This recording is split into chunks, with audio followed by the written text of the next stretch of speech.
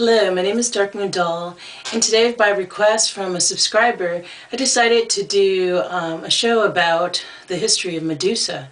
I found this article online, and I'll give you the description.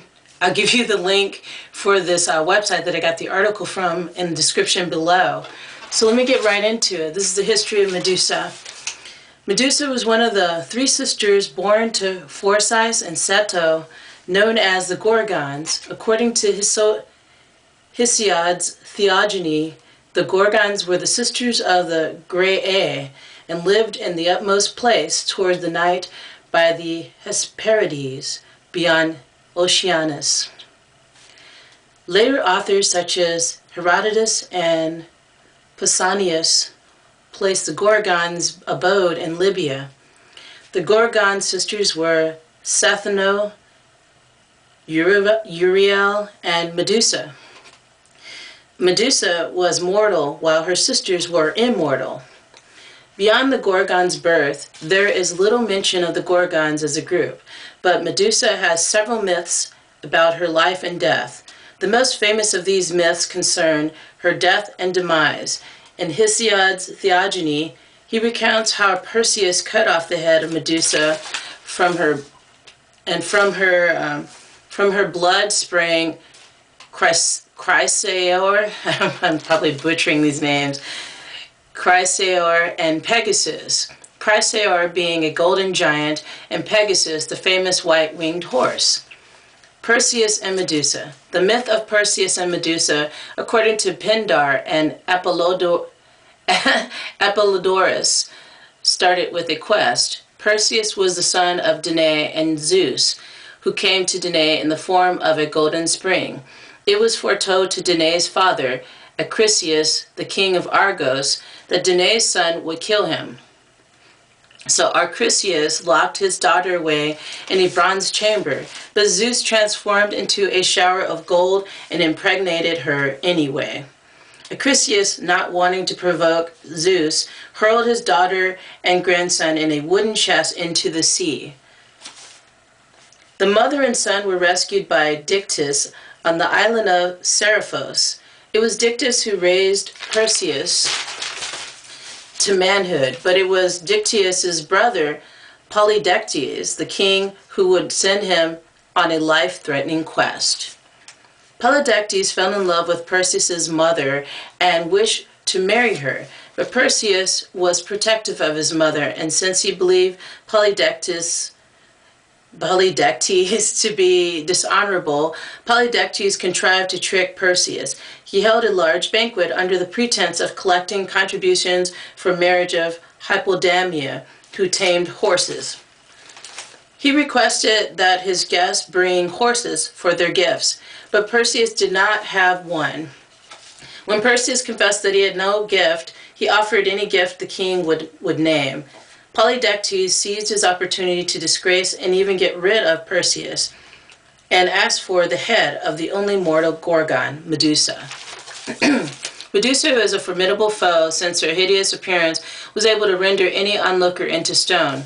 In some variations of the myth, Medusa was born a monster like her sisters, described as girded with serpents, vibrating tongues, gnashing their teeth, having wings, brazen claws, and enormous teeth. In later myths, mainly in Ovid, Medusa was the only Gorgon to possess snake locks because they were a punishment from Athena. According to Ovid, Ovid relates that the once beautiful mortal was punished by Athena with a hideous appearance and loathsome snakes for hair for having been raped in Athena's temple by Poseidon. Perseus, with aid of divine gifts, found the Gorgon's cave and slayed Medusa by beheading her.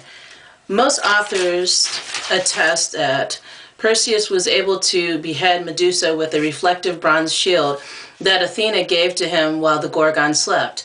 At the beheading of Medusa, Pegasus and Chrysaor, Poseidon's and her children, sprang from her severed neck.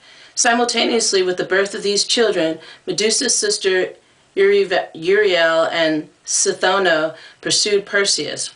However, the gift bestowed upon him by Hades, the helmet of darkness, granted him invisibility It is unclear if Perseus took Pegasus with him on his following adventures, or if he continued to utilize the winged sandals Hermes gave him. Pegasus' adventures with both the hero Perseus and Bellerophon, these names, I'm telling you, are classic tales from Greek mythology. Perseus now flew either by Pegasus or winged sandals, with Medusa's head safely bagged, ever potent with its stony gaze.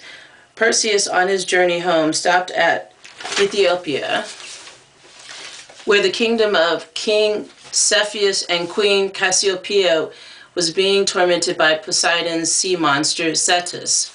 Poseidon's vengeance was being exacted on the kingdom of Cassiopeia.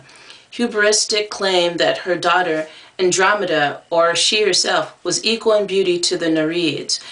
Perseus slew the beast and won Andromeda's hand. Andromeda was already betrothed, though, which caused a consternation to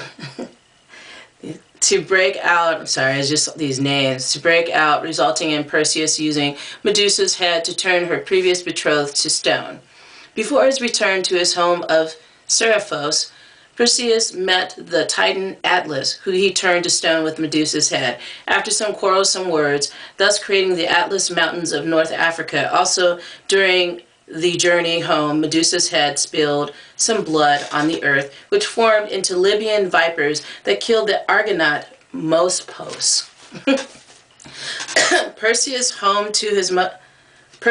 home to his mother, safe from King Polydectes' advances, but Perseus was infuriated with Polydectes' trickery.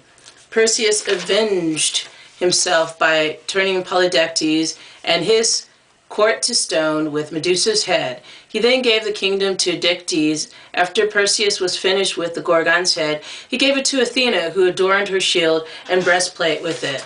So this is horrible what happened to Medusa. It doesn't even seem like she was evil to start with. She ended up being used as like a weapon, like a gun.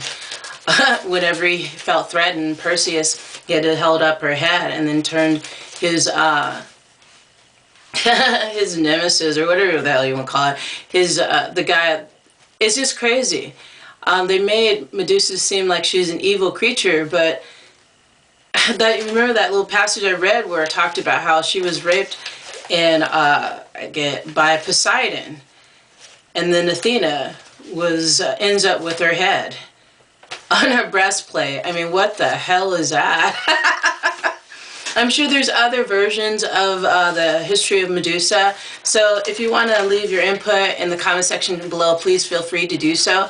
Thank you for joining me today. Thank you for subscribing to my channel. Thank you for the likes and shares. And thank you for your kind comments. Like I said, leave your comments down below. Let me know what you think. And I will see you guys soon. Peace.